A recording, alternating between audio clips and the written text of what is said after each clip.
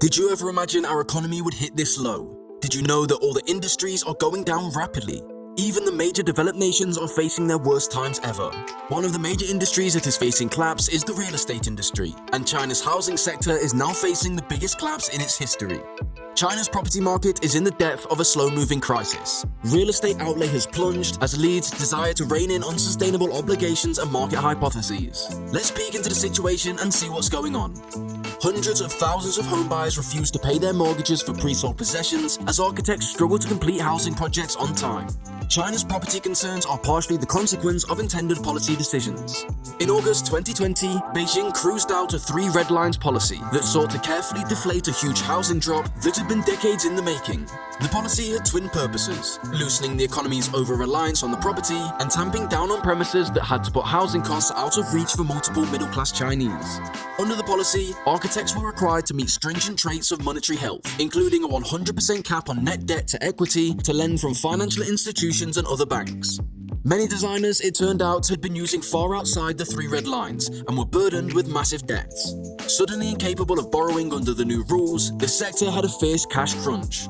In December, one of Chinese biggest developers, Evergrande, defaulted on interest charges due to its offshore bondholders, heeded shortly afterwards by Cassia Group Holdings.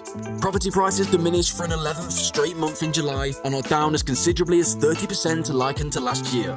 The sector's problems have twisted since then as cash-strapped architects have struggled to finalize projects on schedule. After starting out the southeast city of Shenzhen last year, rallies by buyers of pre-sale properties have reached nearly 100 cities and concerned some 300 homeowners' statuses. Deutsche Bank has gauged that the value of the mortgages influenced by the embargoes amounts to $270 to $300 billion, or almost 5% of all mortgage lending. The issue's core is that property developers have inadequate cash flows, whether because of low housing sales, debt servicing costs, or misuse of funds to persist with projects. Nailing this concern will revamp home buyers' faith in developers, which will aid in supporting housing sales and, in turn, improve developers' financial health. China's property despairs pose a significant threat to its economy, which is already under pressure due to Beijing's brutal zero-COVID policies and hindering global growth. Real estate accounts for 30% of GDP by some calculations, about twice the equal share in the United States. While some critics acknowledge the market has surpassed the bottom, the sector's suffering will continue.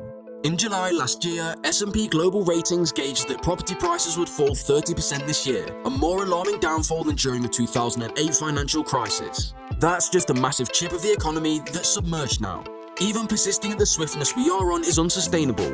It would indicate evolution was substantially below the mark for this year if it persists like this.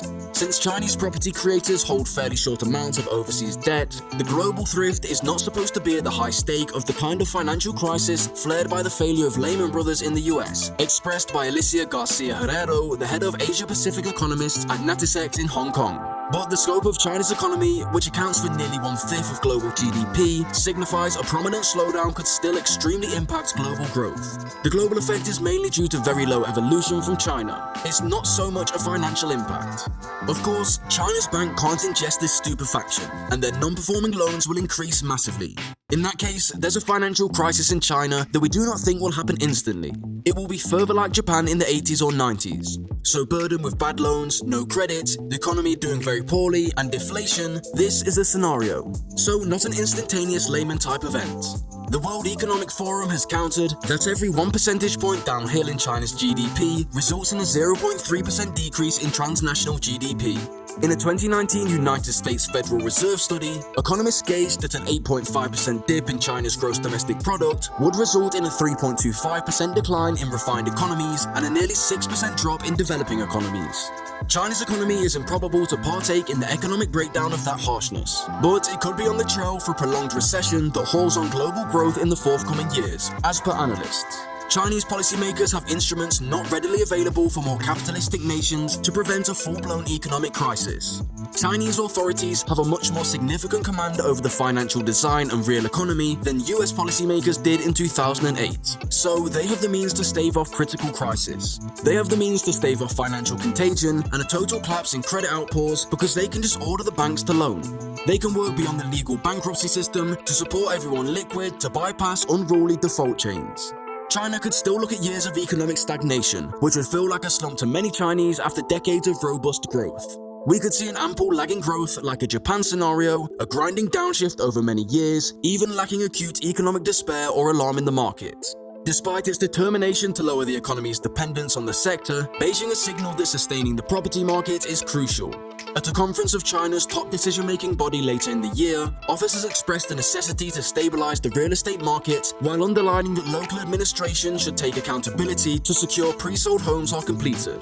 Earlier that year, Chinese media outlet Caxin conveyed that Beijing was readying to allocate $29.3 billion in loans to finish unfinished lodging assignments. Beijing has also made efforts to increase the economy more typically, such as decreasing interest rates and rolling out incentives, including the statement later in the year of $44 billion in new credit through its state-run policy banks. As expressed by the Oxford economics economist Wu, China expects additional funding will be arranged to support the fulfillment of undone homes. Certainly, the report from last year's Politburo conference highlights the requirement to stabilize the property market and secure housing delivery. They think these measures are improbable to come straight from the central administration. Rather, heads will likely ask banks, regional governments, and property creators to harmonize and confirm that incomplete housing projects are finished. China's actions to strengthen the market may eventually be limited. Beijing is widely anticipated to stick to 3 red lines and President Xi Jinping's mantra that homes are for living in, not for the hypotheses. Will thou voice that China's policymakers now encounter the quandary of whether to shove ahead with their crackdown on real estate or invert the course for growth? He countered that if they were to venture on the bailout now, it would be fighting back and fleeing on those gains. It would also be politically awkward because that would look like a reversal or access to error. That's why they think they have seen policy be lackluster. They have not seen the housing bailout many investors have hoped for. The IMF breakdown was part of the alliance's latest statement on China, following annual summits with Chinese bureaucrats that concluded later the year.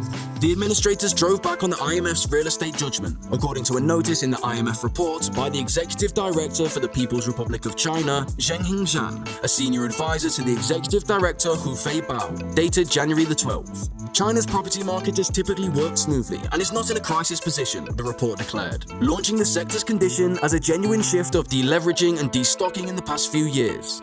The corresponding threats are local and only regarded individual firms, and the central bank models expressed their effect on the remnant of the world has been relatively small. Looking ahead, the Chinese flank stated that they would work towards securing the delivery of finished apartments and linking developers. According to Wind Information, Chinese property architects such as Longfor, Country Garden, and R&F Properties have seen their stakes almost double or more over the last 60 trading days, almost 3 months. But trading in stakes of former giants Evergrande, Shimao, and Sunac have been halted since March 2022.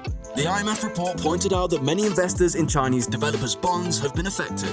As of November 2022, the report stated developers have already defaulted or are possible to default, with moderate bond fees below 40% of face value, designated 38% of the 2020 market shares of firms with available bond pricing. The sector's compactation is also directing to strains in local governments. Sinking land sale gains have declined their fiscal capacity, while regional administration financing automobiles have also greatly praised land buying. The IMF later the year expanded its global growth anticipations due to better than expected blossoming in major nations late last year, cushioning inflationary forces and the end of China's COVID controls. The new 2.9% forecast for the world is 0.2 percentage points more profitable than expected in October, but is still a deceleration from a 3.4% increase in 2022. For China, the IMF projects an increase of 5.2% this year, quicker than the 3% pace in 2022. What do you think would happen? Do you think, as China argues, that they are not in a crisis, or are they? Comment down what you guys expect to happen in China. Will they be able to step up from this downhill, or will the Chinese housing industry go deeper into failure? Until next time, goodbye.